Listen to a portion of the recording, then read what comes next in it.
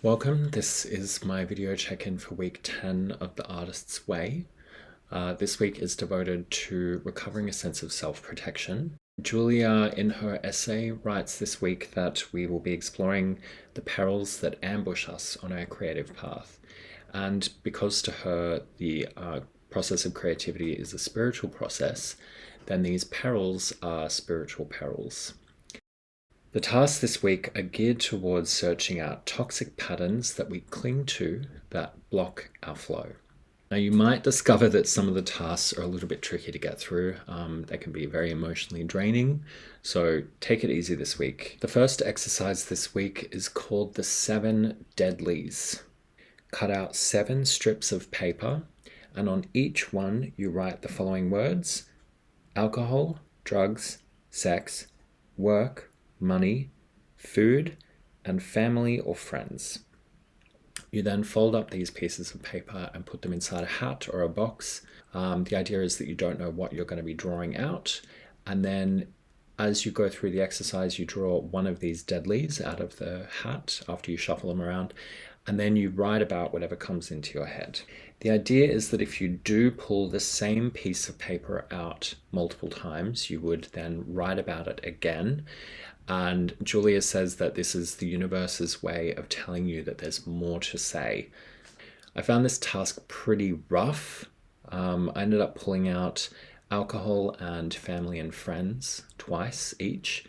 I did have more to say about those things, but to be honest, I would have had more to say about any of the tasks that I pulled out because they've all affected my life in some way, in a negative way.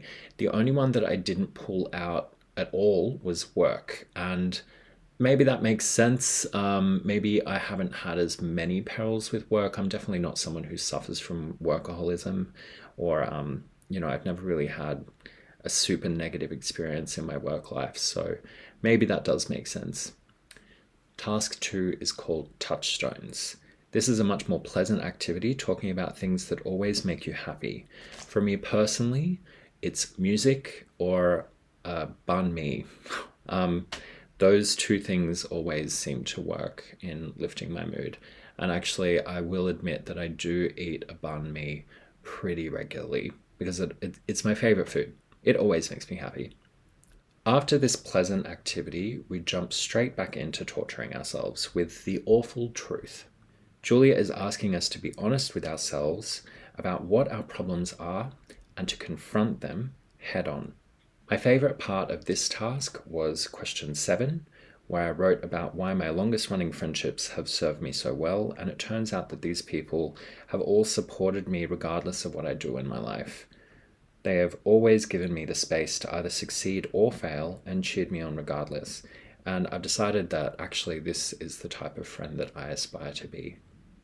In task 4, we're setting bottom lines, and this task is taken straight out of the 12-step handbook.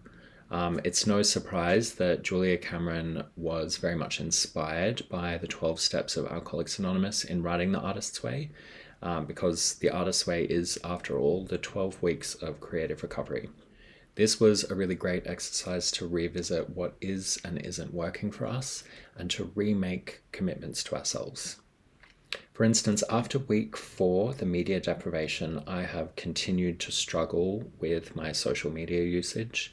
I think I talked about it last week. My social media usage tripled actually after I tried to give it up for a week, and it was almost as though giving it up for a week meant that my mind had just doubled down or tripled down actually.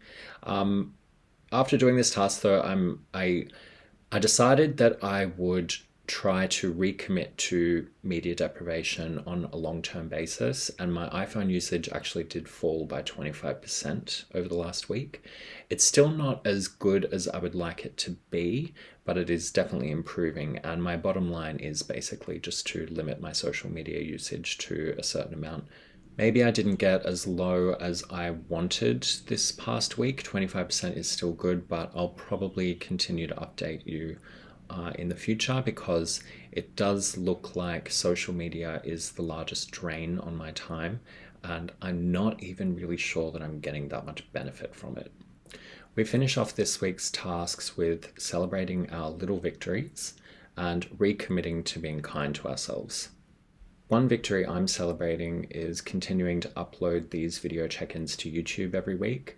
I've actually found that it's kept me on track with the program, although I have seen on Reddit that some people do take breaks with the program and maybe they choose to take 2 weeks on particularly difficult weeks or even speed through the program. I did see one person on Reddit who'd done 1 week every day. I've stuck to the 12 weeks, taking me 12 weeks, and I would attribute that to uploading these videos every week.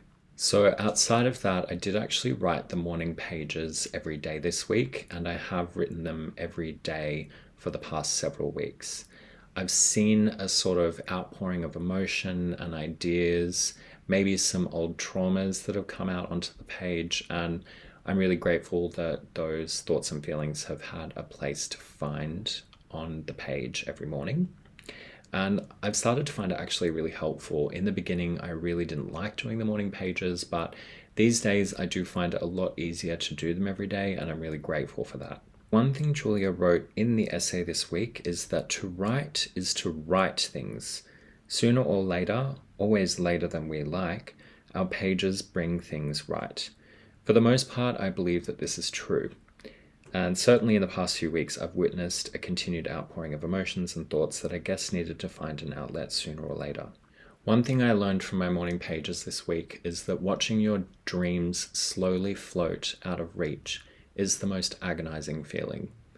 It's something that I find I can't cope with, and doing these small tasks every week actually helps me feel like I am making progress. Small progress is still better than floating in the opposite direction.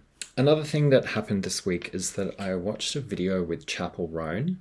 It was a video interview where she was talking about how her life and career and music had changed after she started doing inner child work. And it made me wonder, like, maybe Chappell Roan has actually done the artist's way. After she made the decision to embrace her inner child's desires, she visited a thrift store and allowed herself to buy the most colorful and crazy clothing items.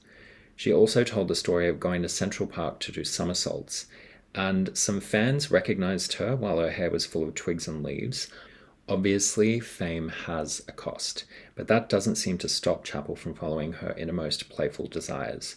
It's working so well for her, and I couldn't help but notice that this inner child type experience is something that I have skipped over or avoided the most in the artist's way. I think that definitely, although I haven't done every exercise in the artist's way, you can definitely go back and revisit them, and I think that it might be a little bit too much for me to try and jam in a whole bunch of inner child work in the final 2 weeks of the program, but it is definitely something that I'll be revisiting later on. It does seem to be something that is missing from my creative practice. Thanks so much for watching my video check-in. I hope you got something out of this, and please like and subscribe if you would like to catch up on the rest of my journey. It's almost over, just 2 more weeks to go.